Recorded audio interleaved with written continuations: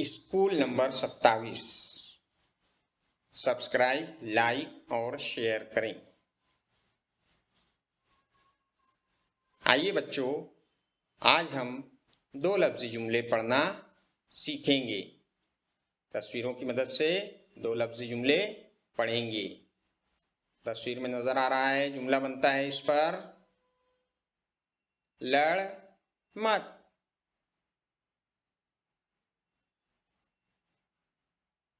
मेरी किताब, लाल गुलाब, रुमाल रख। अगले सफे पर देखते हैं, तस्वीर गौर से देखो। केक काट, वर्जिश कर, टोपी पहन, दुआ मांग। अगला सफा क्या नजर आ रहा है? थैली उठा, फल चख, तेज दौड़, रंग भरो। अगले शब्द पर देखते हैं, नाश्ता करो, हाथ धो,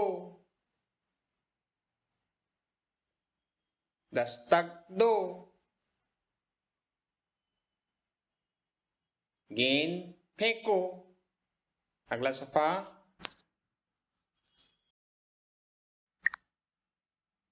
कागज काट, झूला झूल, उधर देख, गुब्बारा उड़ा,